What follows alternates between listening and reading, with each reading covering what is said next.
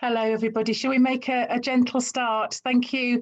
We've got a good number arrived already, and there may be a few more. Good afternoon to everybody, and welcome to the seventh in our series of Tea Tuesday events and the first of 2021. My name is Hilary Woodhead. I am NAPA's Executive Director, and I'm delighted to host these live events. They enable me to drink tea and to chat to some of my favourite people. So what a job, what a job. This is a free event. If you would like to make a small donation to NAPA to help us to run our helpline, perhaps just the price of a cup of tea or coffee, we'll be very grateful. You can do that by text or on our donate page, and my colleague Gianna will put the information about how to do that in the chat. Yes, that would be lovely, but thank you for joining us. And this is a special time for us at NAPA. We are about to launch the year of moving and grooving. And of course, a very important part of moving and grooving is music. So I'm delighted today to be chatting to Grace Meadows, who's the Programme Director at Music for Dementia. We're going to be chatting probably for about half an hour or so about the important part music plays in the lives of people with dementia.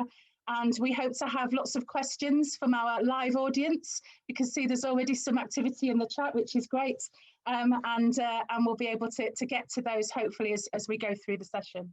So good afternoon, Grace. How are you? Hello, I'm well, thank you. And thanks so much for inviting me to join you. It's very nice to be able to stop for a cuppa. Yeah, absolutely. It's a busy day for you, isn't it? So thank you so much for joining us. And it's so lovely to see your gorgeous flowers in the background, beautiful yellow flowers. Oh, thank you. Got the daffodils out early. They are early, aren't they? Yes, I was amazed to see some pop up in my garden. So we need them this year. I'm pleased they're early this year. Yeah. Great. Okay. So could you just tell us a little bit about yourself, first of all, and then about Music for Dementia? Yeah, of course. I always get a bit awkward about this bit, but I'm a lifelong musician. So I went to music college and trained as a bassoonist, of all things. And it was there that I started to learn a little bit about music therapy. And as much as I loved performing, I felt like there was something missing. And so after training at music college, I worked on a campaign called the Music Manifesto, and then Sing Up. And then I thought the music therapy thing just wouldn't leave me alone. So I did some research, and my first experience with music therapy was with people living with dementia in a day setting in Hackney, where I followed a music therapist, and what she did with that group of people and the music that they brought and that she brought and what they did together was really quite extraordinary. It will never leave me. Like, just recalling it now in my mind, I'm transported back to that room, to that moment. And I knew then that was what I wanted to do. So I went and trained as a music therapist, which took a couple of years. And then post-qualifying, I worked in a range of settings: adult mental health, worked with children and young people with profound and multiple learning disabilities, and then more latterly worked in the NHS with children and families, particularly children with autism. And whilst I was doing that, I was also working for the British Association for Music Therapy. And one of the things that I did while I was there was start to get the conversation going a bit around music and dementia. It's one of the areas where the impact of music is so profound and so seen and heard and felt. And I thought, how do we begin? I know there's lots of great stuff happening everywhere. How do we begin to join this conversation up? So we had an event in Westminster that I organised, and then we organised one in Hollywood, and we just started to get the conversation going a bit, really. And in doing so, I became connected with the Utley Foundation, which is the foundation behind the Music for Dementia campaign, and I did a little bit of work for them, and they then conducted their commission in 2017, which some of your members might have been a part of, or even aware of. And what that commission did was sort of look at the whole landscape. It was the first of its kind, really, to say, look, what's happening with music and dementia in the UK? Who's doing what, where, how, and when? And as a result of that, a report was published in 2018, and well, I could say the rest is history, but it was really that report which sort of drew a line in the sand, which said, okay, well, look, this could just be a report, or we could just do something, or we could do something about it. So it set out some very clear recommendations. And the foundation, I wasn't with the foundation at that point, but after some reflection upon that report, they decided actually they needed to put some further resource into this, and then that's when I came on board in the summer of 2018, and we started to look at those recommendations, start to shape a strategy, and look at how we could galvanise what was already going on. And from there, we have developed the Music for Dementia campaign. Wow. And it's been a busy time ever since, hasn't it? I mean, you really have. No, I don't think your feet have touched the floor since, particularly in the last kind of 12, 18 months, which is amazing.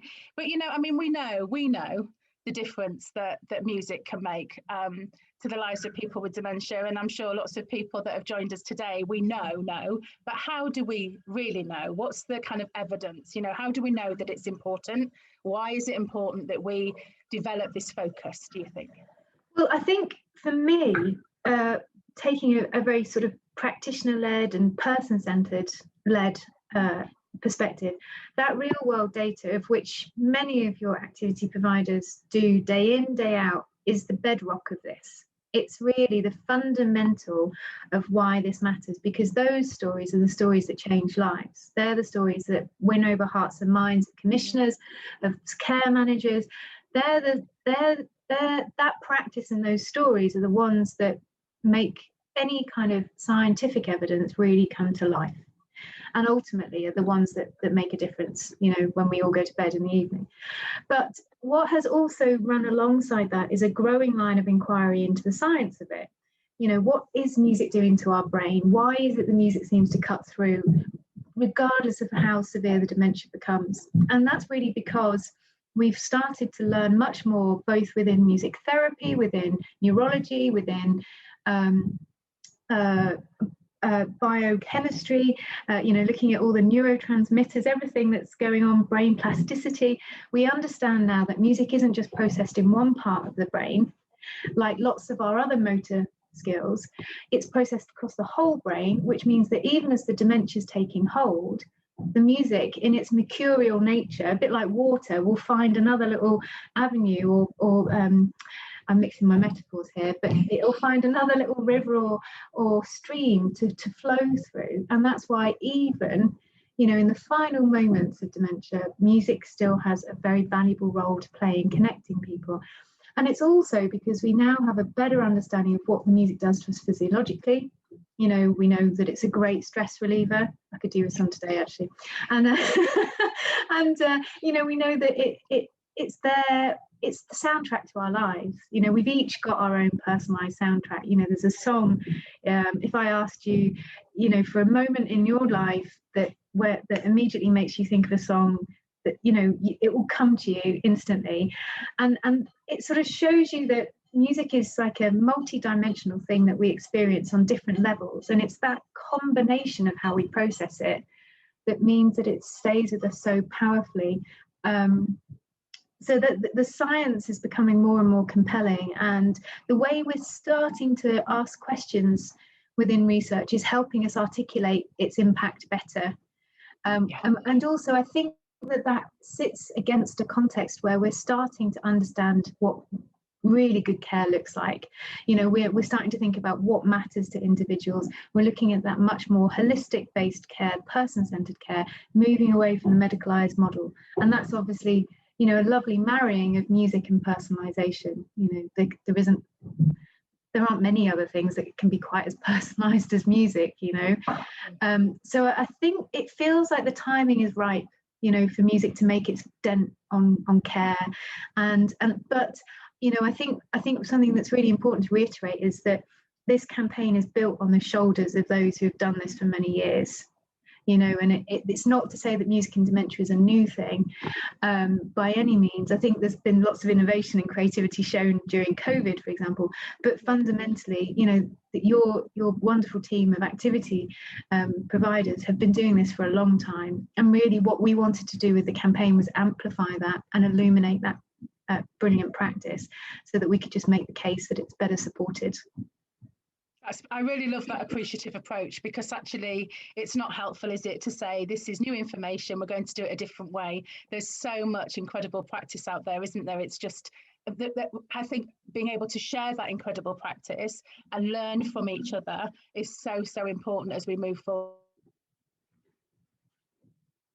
isn't it? And so, you know, thank you for saying that, because I think it's important that we all hear that you know, it hasn't gone unnoticed, the incredible work that has gone on, particularly I think in recent months, and social media activity there's been around, you know, the use of music and the arts, particularly over this period of time, really has been quite something, hasn't it? It's been incredibly powerful. Great, thank you for that. In terms of, you know, all that you've been doing, tell us a little bit about some of the initiatives. Obviously I've seen you on Breakfast Telly a number of times, Grace, so you know there's been a lot going on. Tell us about some of the initiatives and that you've got going on, or you've had going on over this period. Yeah, well, I mean, I think one of the things that we're trying to do here is really change policy, and so we've been working at a national level to shift the policy, but we know that this isn't a top-down thing, and we know that this is built on the foundation of all the work that's happening on the ground. So we've been trying to grow that groundswell and bring people together and encourage further collaboration and joint working through the Musical Care Task Force. So I know that some of your wonderful activity providers are part of that, which is fantastic, because actually that gives us real integrity and authority to say, look, this stuff really matters. This is what's happening on the ground, and this is why it should be part of policy. Interestingly, as part of that policy work, we've just started working with local dementia leads across the UK from the NHS and from local authorities, and we're finding that there's a lot of fantastic practice out there, and rather than getting the policy into practice, we're sort of working at the other way round. We're having to get that practice put into policy, because we're streets ahead in the practice, if you like. So that's been an interesting strand of that policy development. But the other part of this has been about awareness. So many of your members are more than familiar with all of this, but we don't yet have a consensus on music and dementia being synonymous. I feel as though we'll be really successful with the campaign when people think about music and they think about the role it has to play in helping people living with dementia and their carers. And when people think of dementia, they think that music's part of what really good dementia care looks like. So that, BBC Breakfast and all those kind of high-level media moments and opportunities, those big PR campaigns are there really to help join the dots, and then to help make this a reality and help people feel. Because the other thing is, being a practitioner myself, this isn't about doing to. This is about enabling others and being with, very much. So I've always strongly advocated in enabling others to do this. So this isn't about people being opera singers, wonderfully classically trained musicians, or fabulous jazz musicians, or expert world musicians. This is about understanding the power of music and putting it into practice. So as many of your members know, the power of being able to hum a song first thing in the morning to help Fred get up out of bed is incredibly important, because that sets the tone for the day. And, it's simple things like that we have a job of work to do in helping people to understand, which is why we've also been creating lots of resources and trying to help join the dots. And it's been a real pleasure working with you and the team at NAPA on many of those. So we had the singing guide that we brought out just before Christmas last year to encourage singing to continue in a safe way through COVID. We've recently produced a guide for social workers, so that they understand the role that they have to play in supporting people in their dementia care. There's the musical map, which I know that many of your members are listed on, because that's the other thing. If people don't know where this practice is taking place or where they can access services, then it's all very well telling them about this, but they need that follow through. So the musical map for me has been a real pet project, actually. And then there's other things that we introduced. There was a guide at the beginning of COVID about how you can make music happen at home, playlist guide. We're about to launch a link worker guide because we know that people living with dementia come into contact with so many different health and social care professionals along the way. We're trying to make sure that we produce materials for those professionals so that they can play their part in this, because you know, different people come into contact with different professionals at different stages. And it's not just the activity coordinator's job to make that happen. Actually, it can be part of everybody's role, which I think is really important. Isn't it? Which is great. Thank you for mentioning the opportunity to sing safely. I think Gianna is just great in the chat. Look, she's ahead of us. She's already popped it in the chat, and we hope to have something out shortly around vaccination and the use of music. So watch this space, because hopefully that will be with us shortly. I can see that we've got a few questions. One of them is from Jean. Jean says, I'm an activity coordinator in a residential home specialising in the care of people living with dementia. I support a gentleman who loves opera. He can become quite unsettled in the afternoons, and my manager has said I should talk to him about opera or play opera. I don't know where to start. Grace, do you have any tips?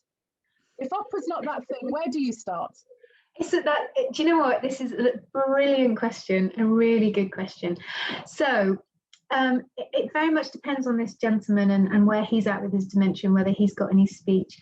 If he has got the ability to communicate verbally, I'd try and see if there's some snippets of information he might be able to give you. And if there's family that you have contact with, I'd see if they might have some insider knowledge about his love of opera.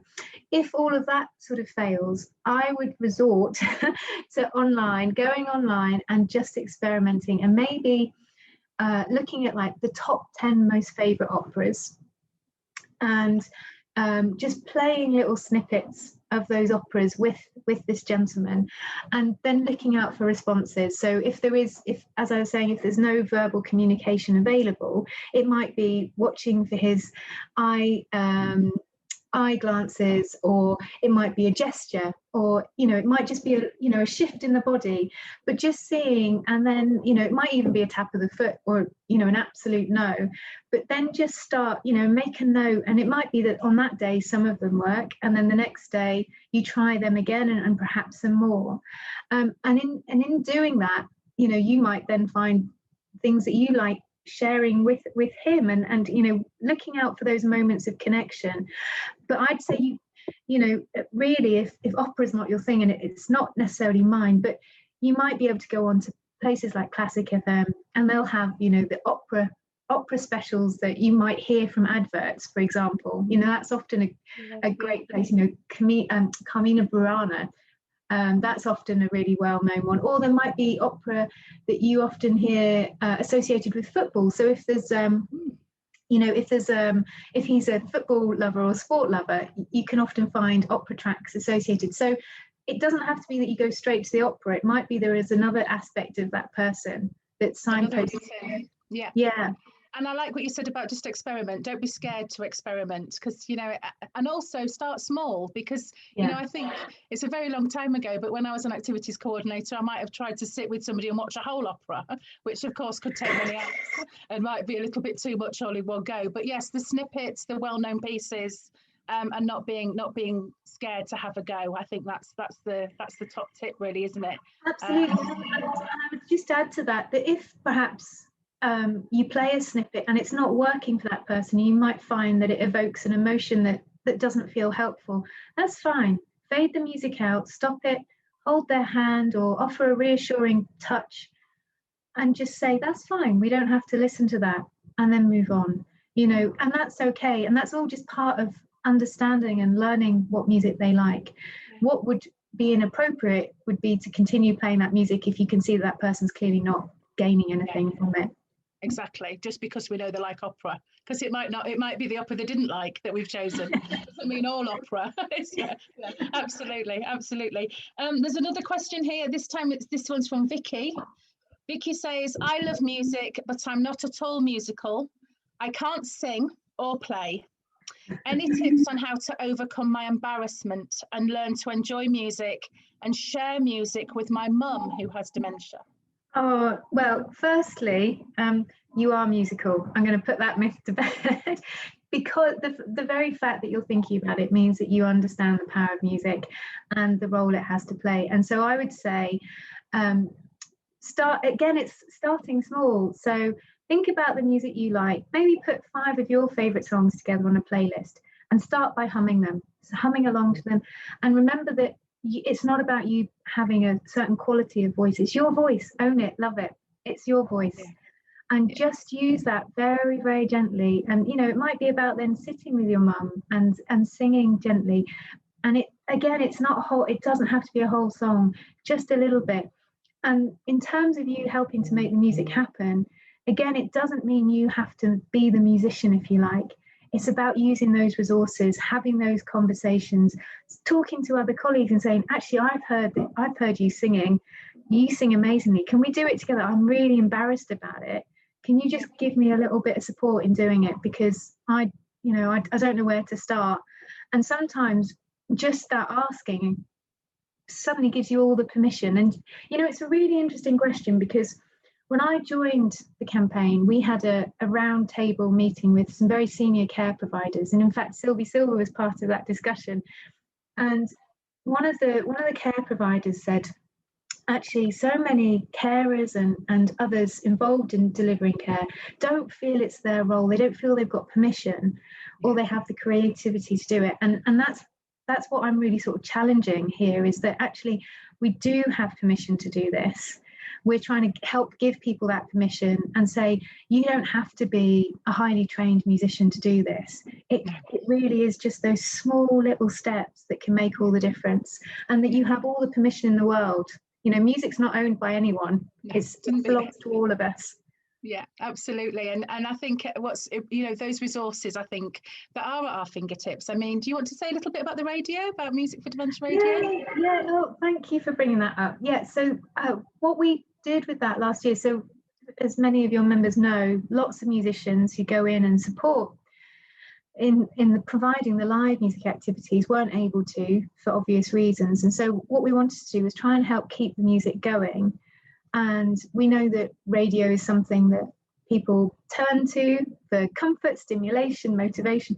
So we wanted to create a station that was focused on eras, that was ad-free, that was available 365 days a year, and had a variety of offers. So we've got streams that are by decade, but then we've also got a stream that's a mixed stream. And what we've tried to do that is shape it to the day, so to give a bit of rhythm and shape to the day. So there's things like the sing-along hour and music and movement slot. And we worked with people living with dementia and carers to try and shape that. And that's like that's a work in progress. We're continually working on developing that. But it's about trying to make it as simple and as accessible for people. And it's not about then just popping the radio on and leaving someone alone. It's about what that then provides in terms of that contact, and how you might be able to then just take a moment to sit with that person. A favourite song comes on and you can sit and hold hands. It might be there's a little bit of a dance and jive in the chair or something. But it's what it affords. It's what it brings about, really. Absolutely. I just think the radio is, we always had the radio on when I was a kid. It was always on in the mornings, never the telly, always the radio. And it got to a point, it just became it was part of life, that the radio I don't know who turned it on. I must ask my mum, who was it that turned it on? But it was always on, getting ready for school and going out. And it would, I think, sometimes, kind of lift everybody's mood when people are a bit tired or a bit fed up. So actually, thinking about, starting your day with the music, like you said, whether that's getting somebody up and getting them ready for their day in the right way with the right piece of music. If we're getting to know somebody and we don't quite know yet what it is that, sort of music they like, the radio, especially a radio station that is very varied, can really help us find out, can't it? Because someone might say, turn that off, or they might say, oh, I love this one, or you can get to know people's interest around music with the radio in a way that might take a bit longer otherwise, I think, sometimes, particularly radio stations that are a bit more varied than others. Yeah. Brilliant, thank you. There was a great question that came in from Amina, who is an OT student on placement. And she says she is currently on a placement on a dementia ward. It's her first day. Wow, Amina, your first day. How would you suggest I could associate and implement music into my interventions? So she's right at the beginning here, Grace. It's great. Oh, well, congratulations. It sounds like a fantastic place to be. So I think it starts with a conversation. It really does start there, and finding out what music those people on that ward like. I know that on wards it's very transitory. Often, someone might be there for 2 days, they might be there for 2 hours before they're moved about. So trying to get in there fairly quickly when you're trying to find out who this person is, asking about music as best you can when you have that conversation is really important. I'd also talk with the ward managers and other staff on the ward, find out what they're already doing with music. If they are, or if they're already using music, how are they using it? When is music allowed? What restrictions might be in place? Have that conversation as well as having the conversation with people living with dementia. Because you don't want to start playing music and find that actually you're not supposed to at a particular time. So have that conversation, and then given that you're often in a very transitory role on a ward, I think it's about you getting your singing voice going. So it might be, if there's an activity that you're leading as an OT, it might be what song might be good to encourage motivation at that point. If you're working with somebody who's very introverted, who's not very motivated, and there's a lot of apathy there, is there a song that that they love that you can use to draw them out? And it might just be singing the first couple of words and then waiting and seeing if they respond to you, or do they instantly start singing along with you? And then if they've got that capacity to respond to you verbally, so you love that one. Oh, what other song does that make you think of that you might, and build it out from there. And then I think it's about making a note of some of those preferences in care plans. So and so was really responsive to this song when I used it doing X, Y, and Z. And then talking with again, going back to your ward team and thinking with them about, okay, we don't have any way of playing music digitally. Is that an option? We know that, at this time of the day, there's often quite a lot of agitation on the ward. Is there music we could put on to help calm the environment, quieten things down, reassure and relax people? And having those kind of conversations, it's very difficult at the moment because people aren't able to get into wards to provide live music. But at some point, there will be a time when that's going to be possible again. So thinking about that longer term. But in the immediate term, I think it's that musical, comes back to that musical conversation. And if you've got a device that you've got access to, an iPad or an iPhone or whatever it might be, your own smartphone, it could be about using that to get you going. If you're not feeling brave enough to get your singing going, it might be that you pop on a song. And and also the other thing around music and people living with dementia is to be really mindful about hearing capacity. So lots of people we know with dementia have hearing impairments, and often those hearing impairments aren't diagnosed. So either holding a device too close or too far away can cause distress. So again, try and find out that background information around someone's hearing capacity. And when pre-COVID, we often talked with musicians and activity providers about the importance of positioning people in the right place during live music experiences. If somebody finds tinny sounds hard, don't put them near, somebody who might be playing, a brass instrument, for example. Or actually, if they find stringed instruments quite hard to process, don't put them, position them further away from that, or position the musician further away. So just think about that as a fundamental as well. Actually, that's really quite crucial. I think that's a really important point, isn't it? Because actually we might make assumptions that somebody doesn't enjoy the live music, but it may well be a particular aspect of that experience that was grating or difficult for them to manage, as opposed to the whole experience. And it's just taking the time, isn't it, just to really check in. What was it that, you know, the person didn't enjoy about that, rather than a sweeping, maybe next time we won't invite them kind of thing. Yeah, absolutely. Another question here. Oh, this is quite good. This is from Claire. I work in a care home that is full of music from dawn till dusk. Sometimes I can't hear myself think, and occasionally I've gone home with a headache. My colleagues say that people with dementia love all music and that I am just moaning. What do you think? That's a great question. Isn't it?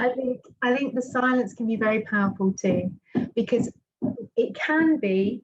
So we know music's used for lots of different reasons, from entertainment right through to therapy and everything in between. However, music can become like wallpaper. You know, it's just there, and it can become like static noise in the background, and that's when it can become less helpful, because there's less intent being applied to its use at that point.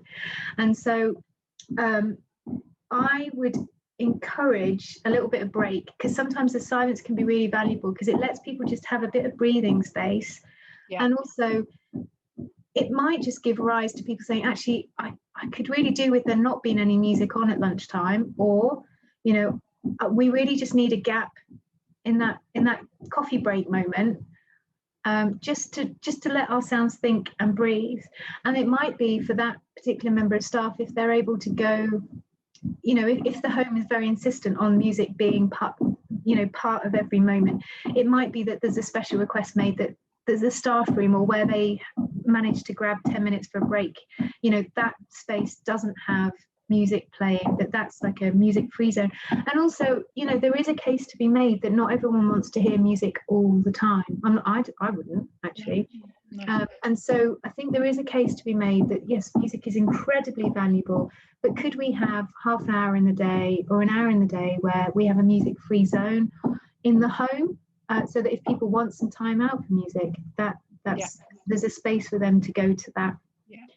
I think those sweeping statements from, you know, all people with dementia like all music, it's like, well, actually, it's not all music, and it's certainly not all the time. And it's getting that balance, isn't it? Which I think is really important. That's a great question, Claire. Thank you. And just in terms of the small things, so the small steps, the little things, the practical things that we can all do, really, as part of our day-to-day lives in our interactions with people with dementia, that could make a difference. So those, I'm thinking about people perhaps who don't have a lot of money to spend, a lot of resources at their fingertips. Just, you know, what are the tiny things that we need to be thinking about that might make a difference? Tiny things.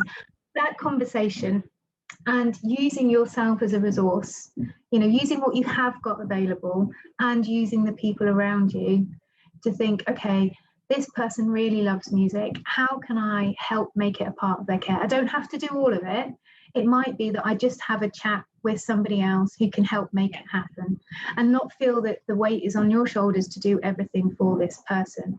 I think that musical conversation, looking out and observing in their day, it might be following someone for a day, just gently observing them and thinking, do you know what, they find that moment really tricky. I wonder what might happen if we were to put music in the mix there. Or do you know what, they get so distressed at sundowning. You know, they really think they should be going home from work, but actually they're not. How could music be helpful for that person then? Or, you know, nighttime, going to sleep is really difficult. Could we make music available to them? Is there a calming, soothing playlist we could put together for them? What conversation can I be having with family and friends about this person and their musical preferences?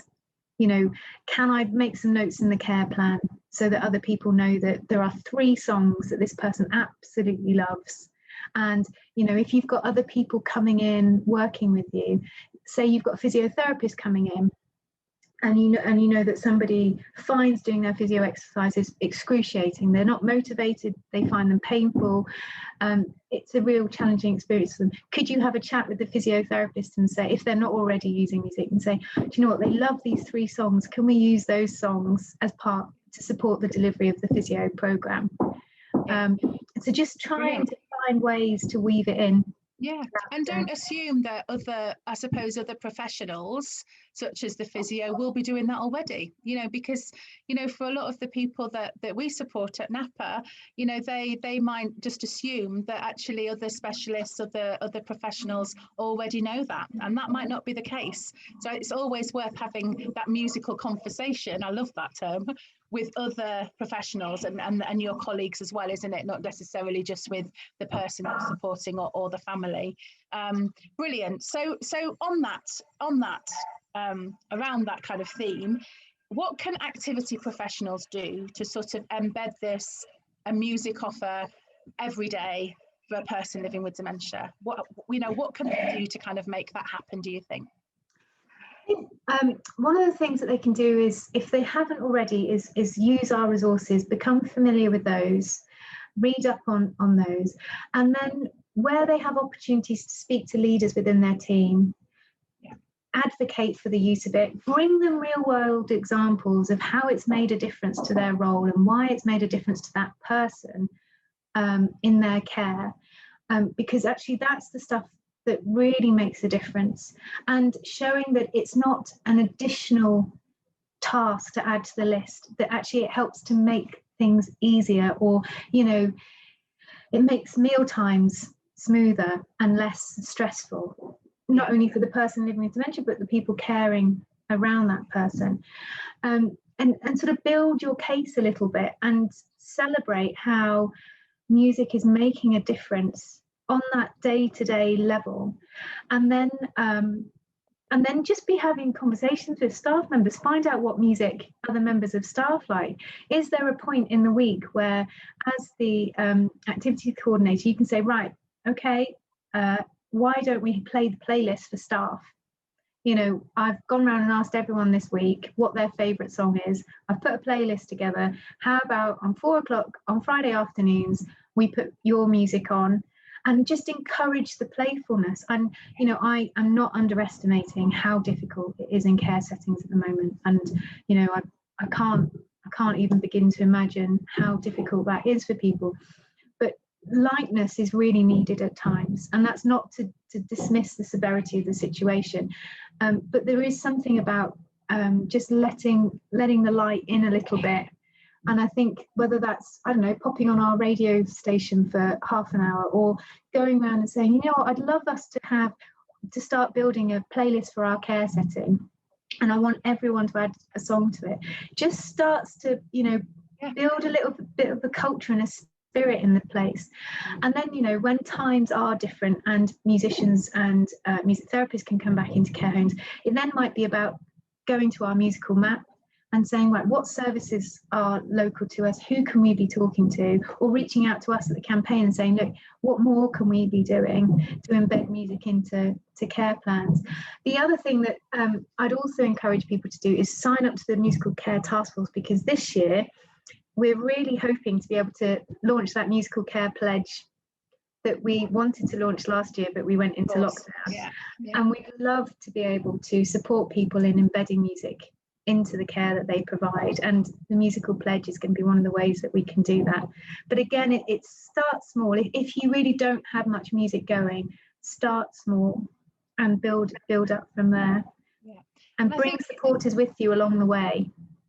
Find the other enthusiasts is always helpful, isn't it? The other enthusiasts in your team, because as you say, if you get one other colleague or a couple of people who have some, who have the leadership as well, that can be incredibly helpful, can't it? And support you in trying to embed something.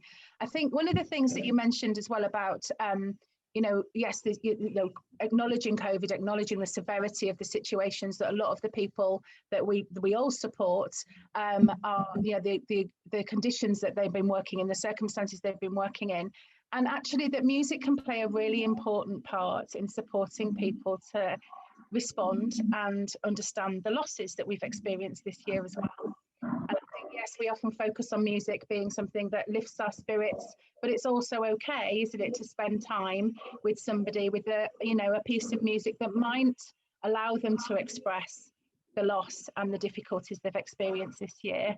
And that's, you know, that's a really important message as well. I think it isn't always about singing, dancing, being jolly, but music can be a really important, play a really important part, can't it, in bereavement too, and saying goodbye.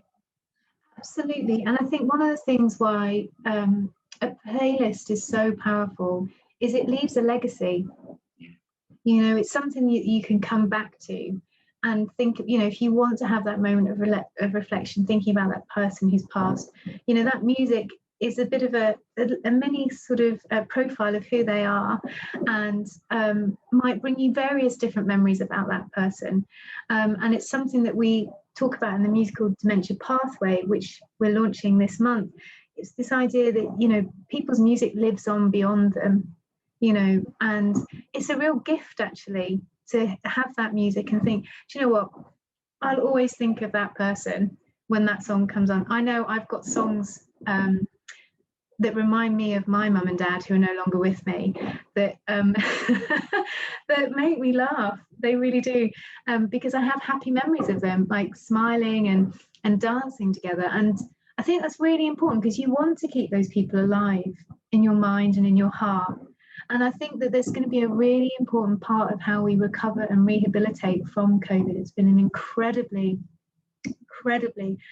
traumatic experience, and, you know, I'm not even at the sharp end of that, and so many of your members have been, you know, and music, that's the beautiful thing about music. It serves so many different purposes. So when it's there where we need consolation and comfort, it can provide that. When we need that cathartic moment to sob our hearts out because it's just been too much, it can give you the soundtrack to do that. When you're sort of sitting on your knees and you're thinking, I haven't got the energy to go on, it's the thing that can motivate you. And it's also the thing that can get you up in the morning and keep you going throughout the day. So I really do believe that music is going to have a very powerful role to play in how we come through COVID and how we help to recover and rehabilitate from it.